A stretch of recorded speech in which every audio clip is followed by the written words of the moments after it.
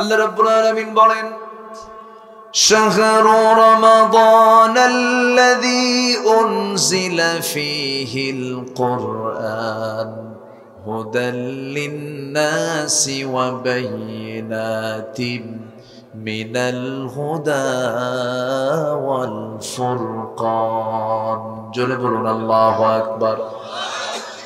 রমজান মাস, যাতে আমি আল্লাহ রাব্বুল আলামিন যে মাসে কোরআনটাকে নাযিল করেছি, আর এই কোরআনটা আমি আল্লাহ রাব্বুল আলামিন বান্দার জন্য হেদায়েতের কিতাব হিসাবে সত্য মিথ্যার পার্থক্য সৃষ্টিকারী ফুরকান হিসাবে নাযিল করেছি। আমরা মক্কায় যাই কেন? আল্লাহর ঘর, সেখানে কাবা আছে। ইন্না আউওয়ালা বাইতি উদিআ লিন-নাসি লাল্লাযী বিবাক্কাতা মুবারাকাহ। আমরা মদিনায় যাই কেন? সেখানে আমার নবীজি জনাবে মুহাম্মদুর রাসূলুল্লাহ সাল্লাল্লাহু আলাইহি ওয়াসাল্লামের মাকবারা, তার কবরটা সেখানে আছে। আমার নবীর কবরস্থান থাকার কারণে আমরা সেখানে যাই। আমার নবীজির স্মৃতি বিজড়িত সেই মদিনা, পার্শ্বে উহুদ, এরপরে খন্দক, ঐতিহাসিক ঘটনাগুলো মদিনার সব আশেপাশে। আমরা মদিনায় এই জন্য যাই। আমরা ওযু করি কেন? বলেন, ওযু করি কেন আমরা? সালাতের জন্য। তাহলে ওযুর দাম বেড়েছে সালাতের কারণে, মদিনার দাম বেড়েছে রাসূলের কবর থাকার কারণে, মক্কার দাম বেড়েছে আল্লাহর ঘর কাবা থাকার কারণে। সম্মানিত ভাইরা, ঠিক তেমনই রমজানের দাম বেড়েছে। রমজান একটা মাসের নাম। রমদান শব্দের অর্থ হলো জ্বালিয়ে দেওয়া, ভস্য করে দেওয়া, সারখার করে দেওয়া। কি জ্বালিয়ে দেওয়া? অর্থাৎ রমজান মাসের বদৌলতে আমাদের আমলনামায় যে গুনাহটা আছে, গুনার খাতাটাকে জ্বালিয়ে দেওয়া। সুবহানাল্লাহ বলবেন না? গুনার খাতা জ্বালিয়ে দেওয়া মানে কি? এই মাসে আমাদের বিশেষ চাওয়ার মধ্য দিয়ে, সিদ্ধান্তের মধ্য দিয়ে, ফিরে আসার মধ্য দিয়ে, তওবার মধ্য দিয়ে বাকি জীবনে আর কোনো পাপ করব না এমন সিদ্ধান্ত চূড়ান্ত আল্লাহর কাছে জানিয়ে দিয়ে একদম to back Allah, to back Islam, ইসলামের দিকে ফিরে আসার জন্য যে বান্দা সিদ্ধান্ত নেবে, এই মাসের বদৌলতে ওই বান্দার গুনাহগুলো আল্লাহ পাক মাফ করে দিবেন। জোরে বলেন সুবহানাল্লাহ। এই রমজান আমাদের কারো কারো জীবনে 50 বারও এসেছে। এখানে অনেক মুরব্বীরা আছেন, 60 বার পেয়েছেন, 30 বার পেয়েছেন, 40 বার পেয়েছেন। কিন্তু এতবার রমজান পাওয়ার পরেও অনেক রোজাদার ভাইয়েরা রমজান মাসেও সুদ খান। হ্যাঁ, আসতে কোন কেন? মনে হয় এলাকায় কেউ সুদ খাই না। সুদ আছে না নাই? আচ্ছা, আপনি যে সুদের অর্থ দিয়ে আপনি যে ইফতার করছেন, আপনি যে রোজা রাখছেন, সাহরি খাচ্ছেন, ইবাদত কবুলের পূর্ব শর্ত হলো হারাম রুজি না হালাল রুজি? হারাম রুজি না হালাল রুজি? হালাল রুজি। হালালের দিকে যেতে হবে, হারামের কাছে যাওয়া যাবে না। কার কথা? আল্লাহ তাআলার কথা। কুলু মিম্মা ফিল আরদি হালালান তাইয়্যিবা, কুলু মিন তাইয়্যিবাতি মা রাযাকনাকুম। আল্লাহ তাআলা বলেছেন, এই জমিনে যা হালাল আছে সেটা খাও, পবিত্র যেটা সেটা খাও, নাপাকের কাছে যেও না। শোনেন, জান্নাত পাওয়ার জন্য শুধু দুটো আমল দরকার এক্সট্রা করে। একটা হলো হালালকে হ্যাঁ বলবো, হারামকে না বলবো। আল্লাহ বলবেন, এই বান্দার জন্য আমি জান্নাতকে হ্যাঁ বললাম, জাহান্নামকে না বলে দিলাম। কথা ক্লিয়ার? ওয়াজ কিন্তু বেশি লাগে না। আমার দেশে একটু মনের তৃপ্তির জন্য একটু ওয়াজ লম্বা করে। ওয়াজ 2 ঘন্টা, 2.5 ঘন্টা, 3 ঘন্টা বক্তৃতা শুই না, ফজরের নামাজের খবর নাই। আছে না নাই? বলেন তো আছে না নাই? আছে। আমরা ওয়াজ যা শুনবো, আমল করব তার চাইতে কম না বেশি? আল্লাহ কি শুধু শোনাতে বিশ্বাসী না কাজে বিশ্বাসী? আল্লাহ তাআলা কাজকে পছন্দ করেন, আমলকে পছন্দ করেন। আমলহীন ইমানের কোনো মূল্য নেই, ইমানহীন আমলের কোনো মূল্য নেই। ঈমান আছে যেখানে ঈমানের কথা, সেখানে আমলে সালিহের কথা আল্লাহ তাআলা বলেছেন।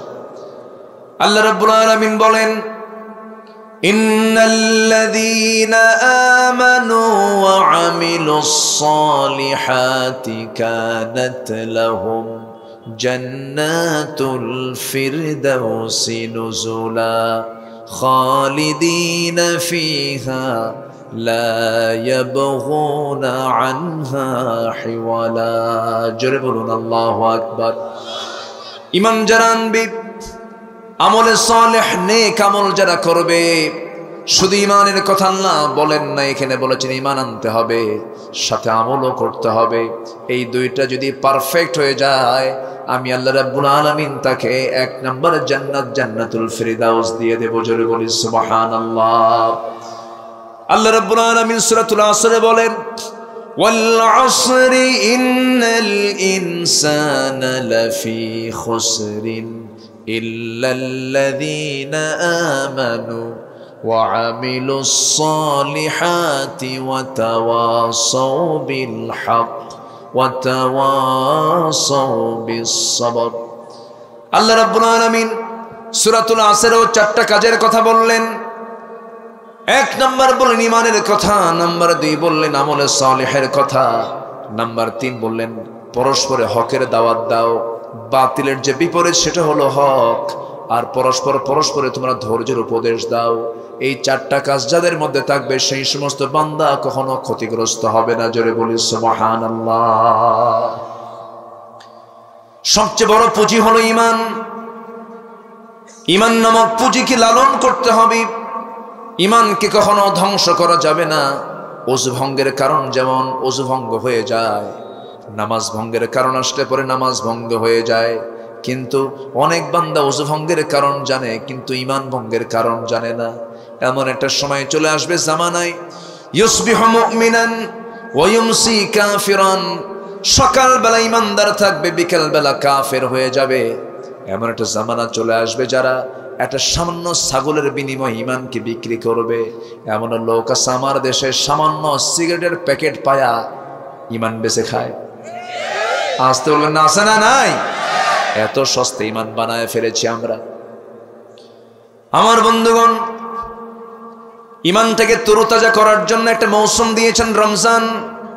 এই রমজানকে আমরা মাথায় নেব, আল্লাহ এটা আমার জীবনের শেষ রমজানও হতে পারে।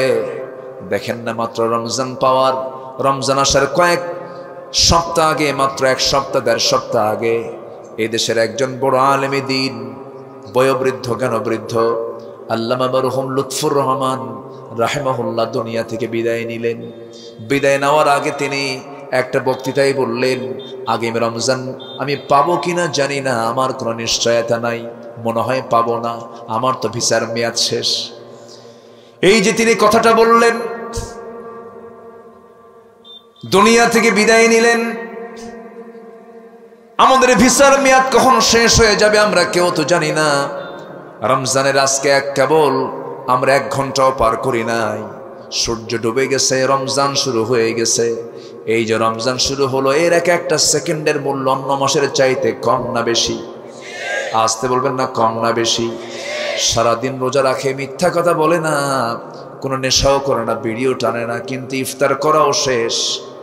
মুদিখানার দোকানদারকে গিয়ে বলে, শোন আমার দম বন্ধ হয়ে যায়, তাড়াতাড়ি বিড়ি দে। আছে না নাই? তাড়াতাড়ি বিড়ি দে। রোজা রাখলাম, বদভ্যাস বন্ধ হলো না।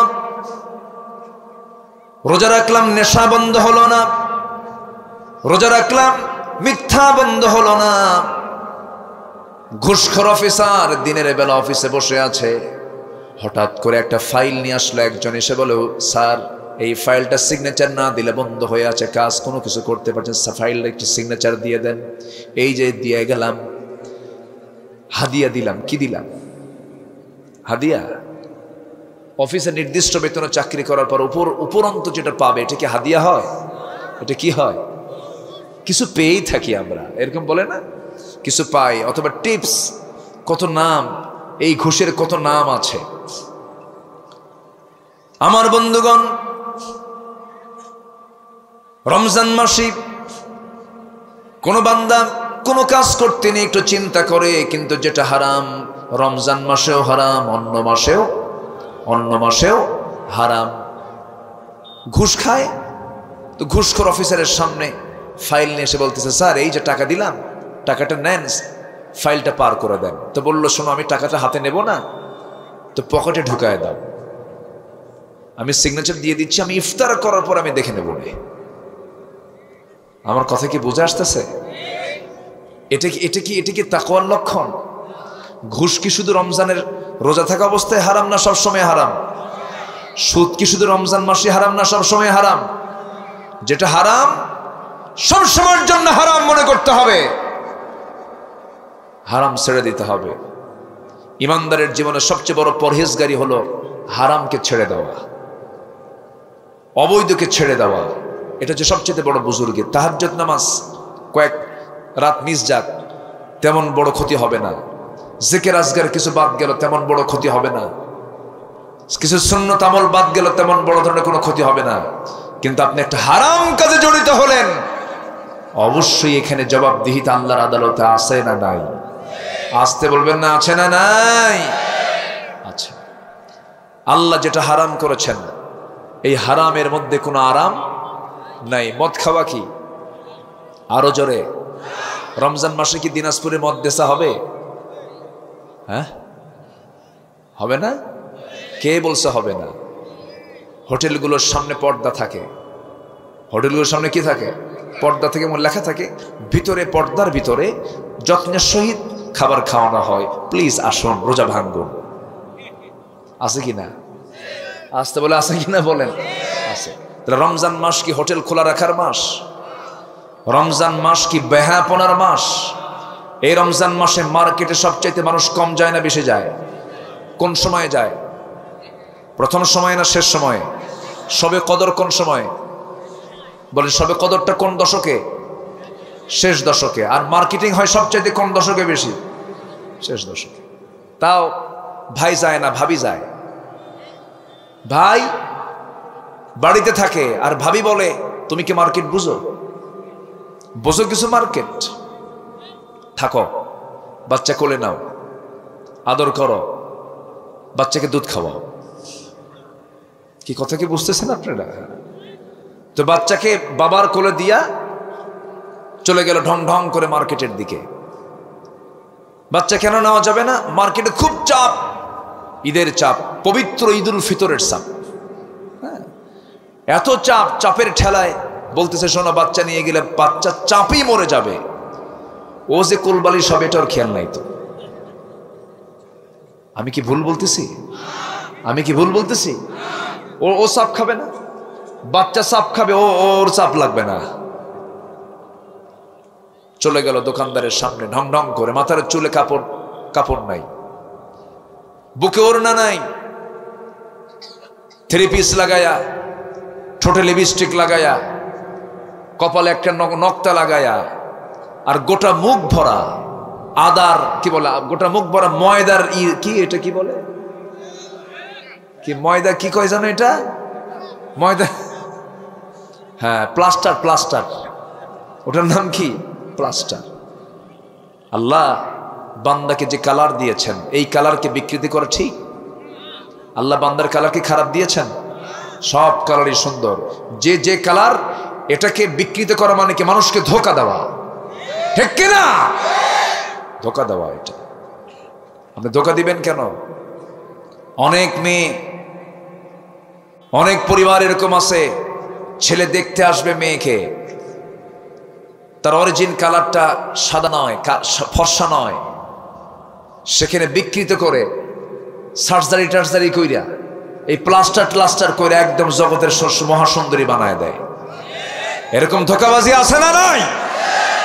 আচ্ছা, কি জানি কয় বিউটি পার্লার নাকি? হ্যাঁ, বিউটি পার্লার লাগবে না আপনার। আপনি সুন্দর করে 5 ওয়াক্ত ওযু বানান, এর চাইতে ফেস ওয়াশ আর পৃথিবীতে দ্বিতীয়টা পাবেন না। বলি আলহামদুলিল্লাহ। যে মেয়ের মুখটা 5 ওয়াক্ত নামাজে ধৌত হয়, ওই মুখের মধ্যে নূরের চমক দেখা দেয়। আল্লাহু আকবার বলেন। কেমিক্যাল ইউজ করবেন, আপনার চেহারা নষ্ট হয়ে যাবে, ক্যান্সার হবে, ক্যান্সার। আপনি কেমিক্যাল লাগাবেন কেন? মায়েরা কি ওয়াজ শুনতেছে? মায়েরা আছে তো নাকি? এগুলো লাগাবেন কেন মা? এগুলো দিবেন না। রাসূল সুরমা দিয়েছেন, আপনি সুরমা দিবেন, সাজবেন, সমস্যা নাই। কিন্তু সাজবেন কি স্বামীর সামনে না অন্য স্বামীর সামনে? হ্যাঁ, নিজের স্বামীর সামনে না অন্যের স্বামীর সামনে? নিজ স্বামীর সামনে আপনি সাজবেন। জরিপে দেখা গেছে গোটা দুনিয়াতে সবচেয়ে বেশি সুন্দরী নারী হলো মুসলিম পরিবারের মেয়েরা, যারা পর্দায় থাকে। আলহামদুলিল্লাহ বলে। মেয়েদের স্কিন পুরুষের চাইতে শক্ত না নরম? শক্ত না নরম? সফট। পুরুষরা রোদ্রে থাকলে এই চামড়া তাদের জন্য সহনীয়, কারণ তারা বাইরের কাজ করে, তারা টায়ার। তারা কি? টায়ার। আর মেয়েরা হচ্ছে টিউব, ভিতরে থাকবে তারা। তো এই মেয়েরা যখন বাইরে বের হয়ে যায়, চামড়া তো নরম, পুরুষের মতো চামড়া হয়, চেহারার সৌন্দর্য নষ্ট হয়ে যায়। এই জন্য আল্লাহ তাআলা তাদেরকে বলেছেন ঘরের পরিবেশে বাইরে বের হও, অর্থাৎ ঘরের যেমন দরজা থাকে, জানালা থাকে, চোখটা বের করো, এরপর হাতটা বের করো, পাটা বের করো, বাইরে বের হও। কিন্তু সূর্যের আলোতে তোমার চামড়া দেখানো যাবে, সূর্যের আলোতে তোমার চামড়া দেখানো যাবে। একটা সমস্যা হলো তোমার স্কিন নষ্ট হবে, আর নাম্বার 2 সমস্যা হলো তোমার স্কিন পরপুরুষ দেখলে পরে পরপুরুষের ইমানের রোগ বেড়ে যাবে। ঠিক কিনা? ইমানের রোগটা কি বেড়ে যাবে। রমজান মাসে বেহাপনা কি আমার দেশে কমে? শেষ দশকে আরো কমে না বাড়ে? বাড়ে। পবিত্র ঈদুল ফিতর উপলক্ষে সাজিতে হইবে। চলে গেল মার্কেটে ঢং ঢং করে, দোকানদারের সামনে গিয়ে বলে, ভাইয়া একটা শাড়ি দেখানো যাবে কি? দোকানদার তো এমন সুন্দর, তার মাখরাজার সিফাত এত সুন্দর, কথা শুনে তো মাথা ঘুরে হান পড়ে যাবে বাপ। শাড়ি আঁকেন নিজের গায়ে লটকা দিয়ে বলে, আপা এই শাড়ি কিন্তু আপনাকে দারুণ মানাবে। ওটা আরেক বদমাইশ। আছে না নাই? ওটি কি ব্যবসা হলো না বেহায়াপনা হলো? ব্যবসা না নোংরামি? জেনার কাজ করে ফেললো সে। সম্মানিত ভাইয়েরা, রমজান মাস থেকে আমরা শিক্ষা নেব। জোরে বলি ইনশাআল্লাহ। নিজের বউকে পরপুরুষকে দেখাতে খুব পছন্দ করে এমন কিছু সুপুরুষ আমার দেশে আছে। আছে না? এটা কি সুপুরুষ না কাপুরুষ? কিছু পুরুষ আছে পরপুরুষকে দেখাতে খুব পছন্দ করে। বউটার ছবি তোলে, অর্ধলগ্ন ছবি ফেসবুকে পোস্ট করে বলে, প্রিয় ভাইয়েরা, আমার প্রিয় ফেসবুক বন্ধুগণ, আসুন আমার বউটাকে সবাই মিলে জামাতের সাথে দেখি।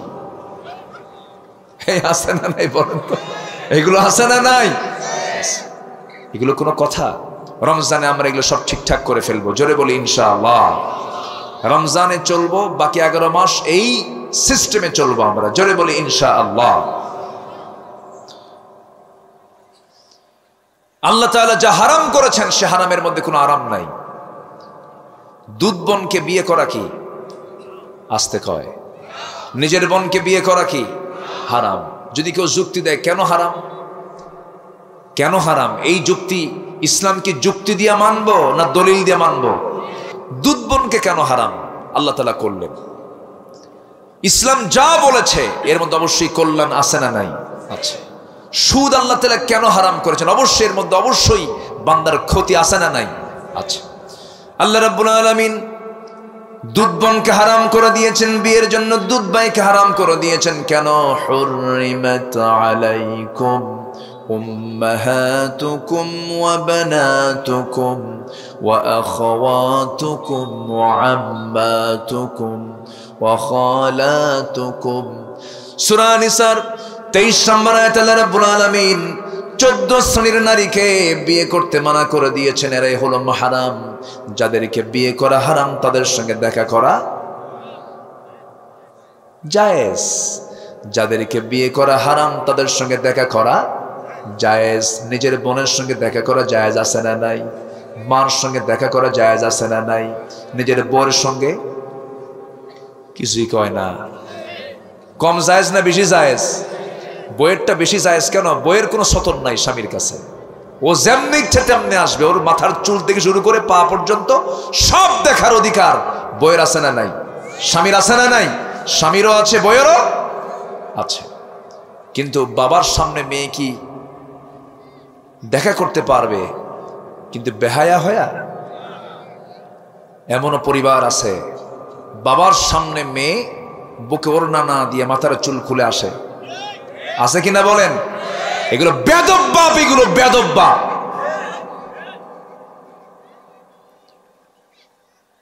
অনেক বাপ আছে মেয়েকে বলে, মা মঞ্চে ওঠো একটু নাচো, নাচে, বাবা হাতের তালি মারে, তালি মেরে বলে, পরে আবার মাইক নিয়ে বলে, সবাই আমার মেয়ের জন্য দোয়া করবেন, মাশাআল্লাহ খুব ভালো নাচতে পারে।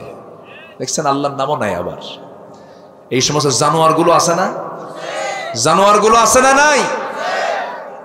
হ্যাঁ, এরা আবার ফতুয়াও দেয় মাঝে মাঝে। সারা জীবন মঞ্চে নাচানাচি করেছ, গান গাইছো, নির্বাচন আসলে আবার সুন্দর করে টুপি পড়া জুমার খুতবার ওই জায়গায় মেম্বারে বসে তোমরা আবার সেই জায়গায় ধর্মের ব্যবসা করো, আছে না নাই? আছে না, আছে না, আছে না? আবার পার্লামেন্টে দাঁড়ায়া মুহাদ্দিস সাজে। আমরা কি সিয়াসিতে পড়ি নাই? 6টা হাদিস পড়ছি, 6টা হাদিসের বই পড়ছি, বুখারী, মুসলিম, তিরমিজি, নাসাই, মেশকাত। মেশকাত নাকি সিয়াসিতের হাদিস, সিয়াসিতের হাদিস গ্রন্থ নাকি মেশকাত। 15টা বছর ধরে জন্মের গান গাওয়া গাইছে পার্লামেন্টে, আর নাই। আর আছে, আর আছে? ওদেরই পছন্দ হয় নাই, সর তোর গান আর শুনবো না, তুই কোথায় ফাটাবি ফাটা, পার্লামেন্টে আর আসিস না, ঠিক কিনা? সম্মানিত ভাইয়েরা, দুধ বোন কেন হারাম? নিজের বোন যেমন হারাম, দুধ বোনও তেমনই হারাম। দুধ বোনকে বিয়ে করা যাবে না। এটা কেন হারাম করা হয়েছে? আধুনিক বিজ্ঞানীরা এটা রহস্য উদ্ঘাটন করতে পেরেছে।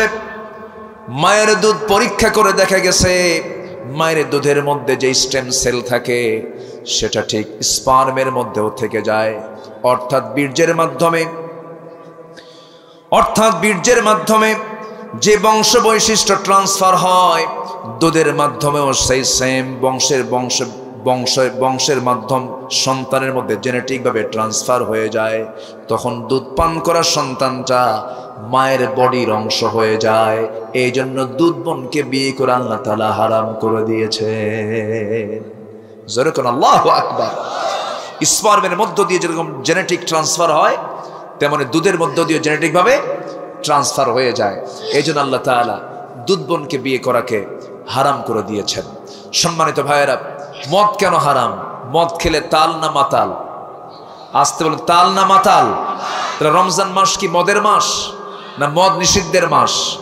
মদ এই মাস থেকে নিষিদ্ধ করতে হবে, সুদকে নিষিদ্ধ করতে হবে, আর এই নিষিদ্ধ বাকি 11 মাস চালু রাখতে হবে মুসলমান। তাহলে রোজা কবুল করবেন কে? আসতে বলবেন না, কে কবুল করবেন? আল্লাহ কবুল করবেন। মদ এমন একটি গুনার নাম, মদ সমস্ত পাপের মা। আল খামরু উম্মুল খাবাইস, মদ সমস্ত পাপের মা। মদ সমস্ত পাপকে টেনে আনে। আমি কি আলোচনা চালাবো? আজান কিন্তু কিছুক্ষণের মধ্যেই শুরু হবে। কি করব বলেন তো? তারাবির নামাজও তো আছে। প্রয়োজন আজকে তারাবি বাদ? ভাবসাব তো আপনাদের এরকমই মনে হচ্ছে।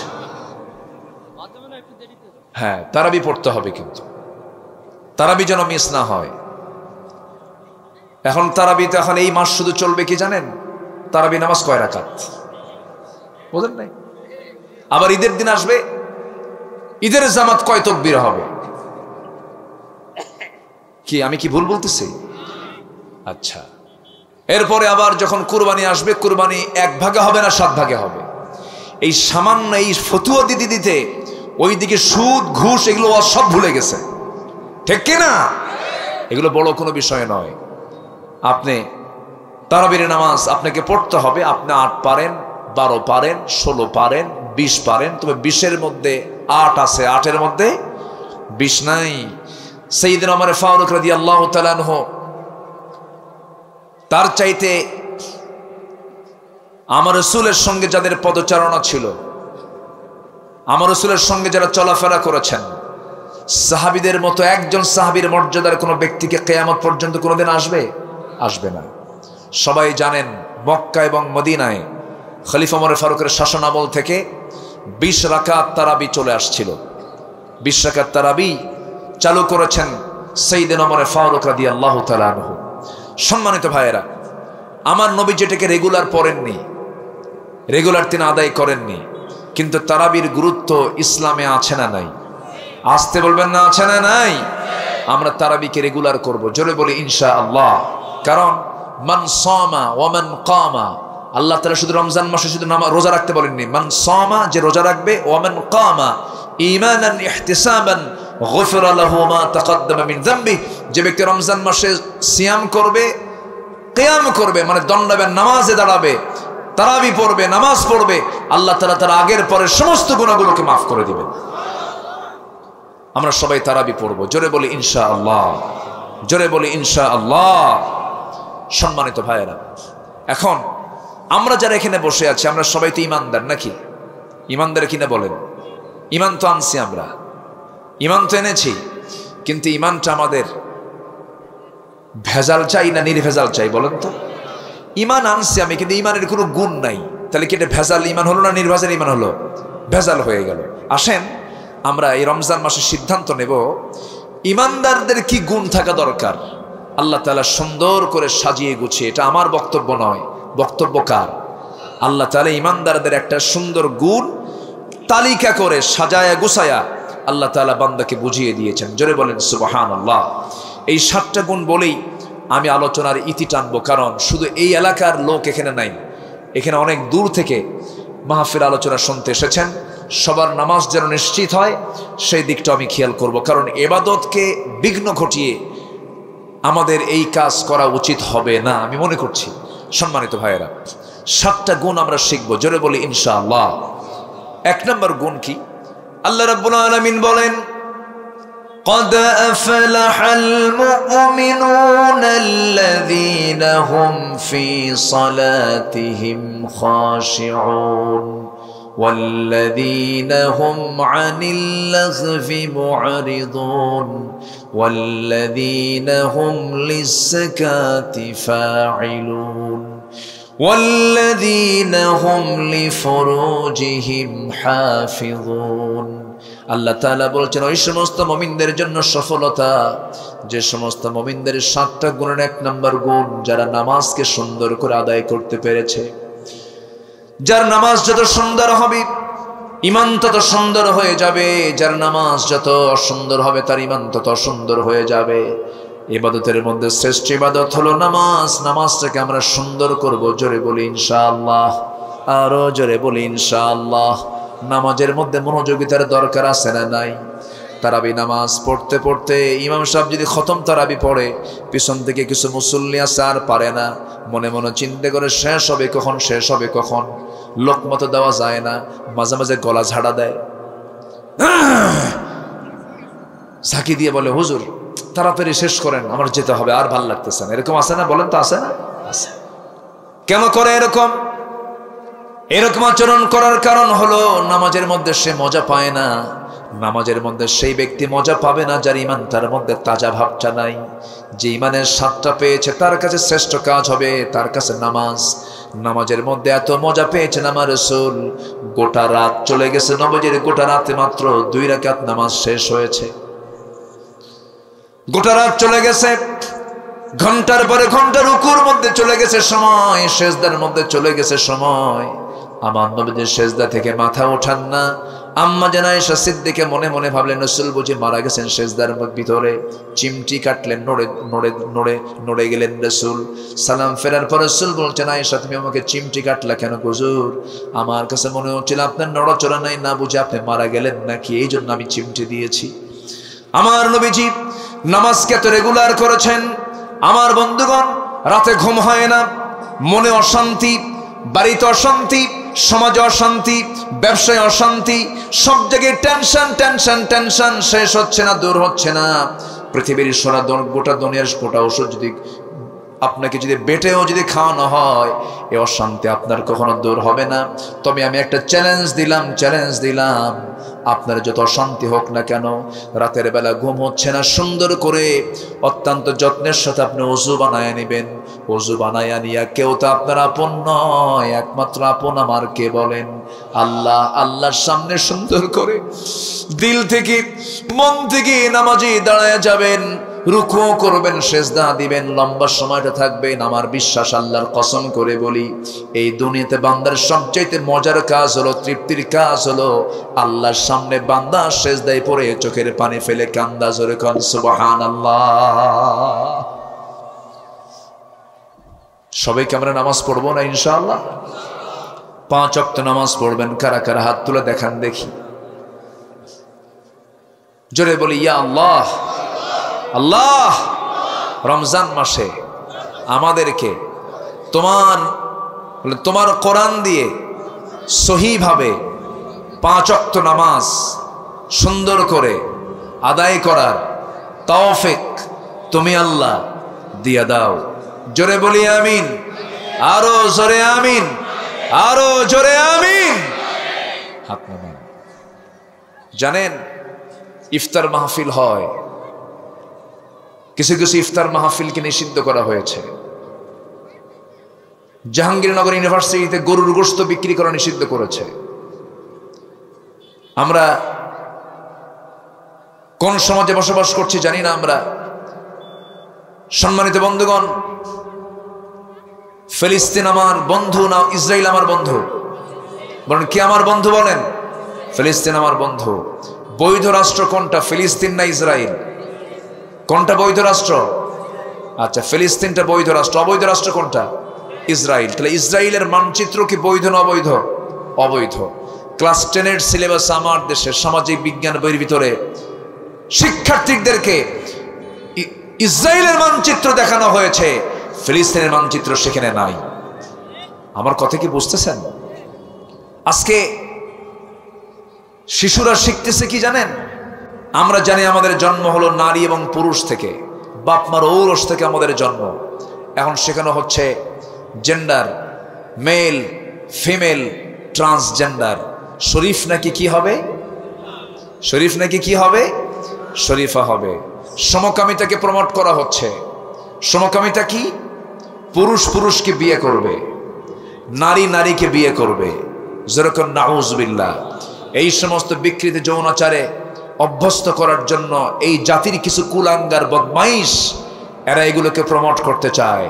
রমজান মাসে আমাদের সিদ্ধান্ত নিতে হবে, এই সমস্ত ইসলাম বিরোধী, মানবতা বিরোধী অপরাধী, মানবতার সঙ্গে যায় না এমন বিকৃত যৌনাচার এগুলো যারা সমাজে চালু করতে চায়, অবশ্যই সক্ষমভাবে এগুলো মোকাবেলা করার দরকার আমাদের আছে না নাই? আসতে বলবেন না, আছে না নাই? নচেত চরম ভয়ঙ্কর ভবিষ্যৎ অপেক্ষা করছে বাংলাদেশে। চরম ভয়ঙ্কর ভবিষ্যৎ অপেক্ষা করছে বাংলাদেশে। সম্মানিত ভাইয়েরা, অথচ দেখেন সমকামিতা নিয়ে ইংল্যান্ডের একজন প্রধানমন্ত্রী ঋষি সুনাক তিনি বলেছেন, a man is a man, a woman is a woman, that's just a common sense. একটা পুরুষ একটা পুরুষ, একটা নারী একটা নারী, এটা বোঝার জন্য বুদ্ধিজীবী হওয়া লাগে না, সামান্য সেন্সটাই যথেষ্ট। যেই সম্পর্কের ভিত্তিতে পৃথিবীতে কোনো মানব সন্তানের জন্ম হবে না, এটা কি কোনো বৈধ সম্পর্ক হতে পারে? এটা কি ন্যাচারাল কোনো সম্পর্ক হতে পারে? যা কুত্তার মধ্যেও নাই, শিয়ালের ভিতরেও নাই। ঠিক কি না? মানুষ এত নিচে নেমেছে। কিসের প্রগতি, কিসের আধুনিক দুনিয়া? আজকে আধুনিক দুনিয়ায় মানুষের গায়ে কোনো কাপড় চোপড় আছে? মেয়েদের গায়ে কোনো কাপড় চোপড় আছে? বনের পশুর গায়ে যেমন কোনো কাপড় চোপড় থাকে না, আজকে মানুষ নামক শ্রেষ্ঠ জাতি নারী, তাদের গায়ে কোনো কাপড় চোপড় নাই। যে মহিলা যত কাপড় খুলতে পারে তাকে বলা হয় সাহসী অভিনেত্রী। কি অভিনেত্রী? সাহসী অভিনেত্রী। এই সমস্ত অন্যায়ের বিরুদ্ধে আমাদের রমজান মাসেও সোচ্চার হওয়ার দরকার আছে না নাই? আছে না নাই? আছে। যদি আপনি এগুলোর প্রতিবাদ না করেন, আপনার রোজা রাখার কোনো দরকার নাই। আমার দেশে আবার কিছু শিল্পপতি আছে, 1000 কোটি টাকার মালিক।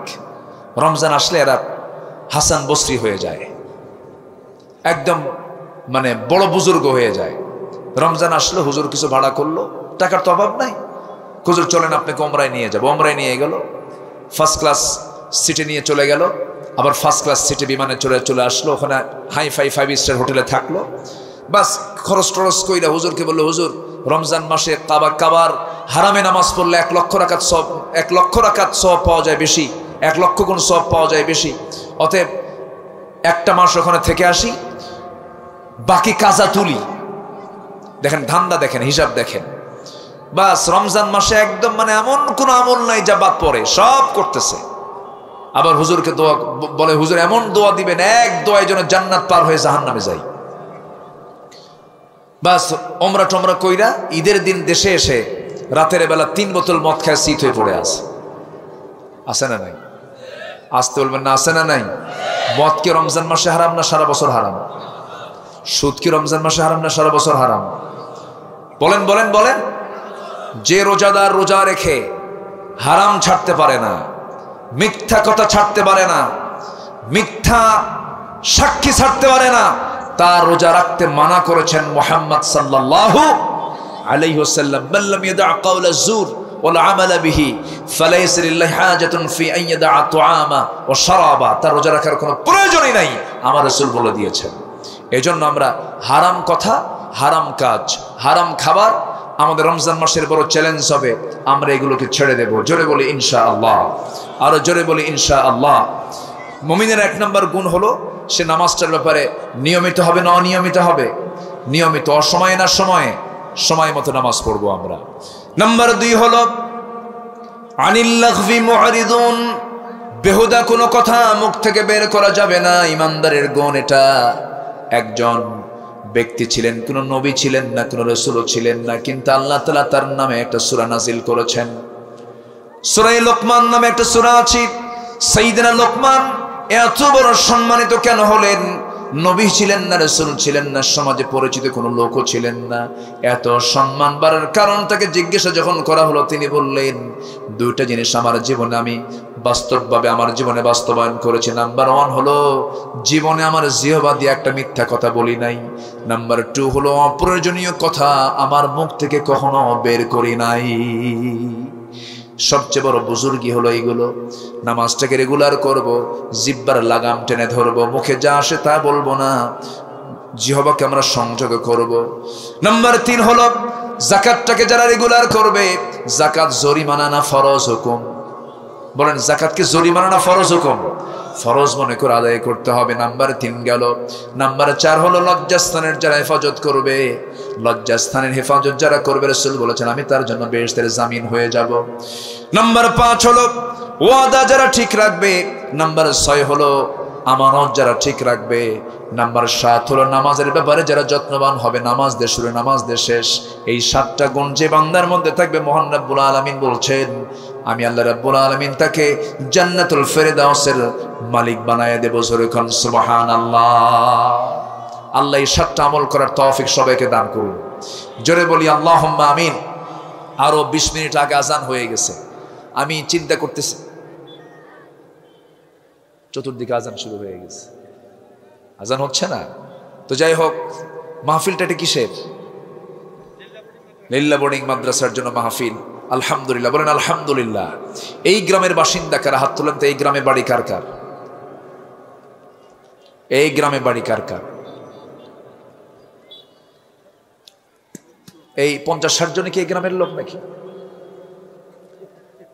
এই যে 60-70 জনের যে হাত দেখে, এই কয়েকজনে কি এই গ্রামের মানুষ নাকি আর নাই? এটা কম কম মনে হচ্ছে। যাই হোক, অনেক দূর থেকে, অনেক বাহির থেকে লোকজন বেশি আসছেন, আমি এটাই মনে করতেছি। সব দিকে আমাদের খেয়াল করা দরকার। কেউ উঠবেন না, আমি কিন্তু যেতে বলিনি। সবাই থাকবেন, সবাই বসবেন, আমরা একসঙ্গে দোয়ার মধ্য দিয়ে শেষ করব। জোরে বলি ইনশাআল্লাহ।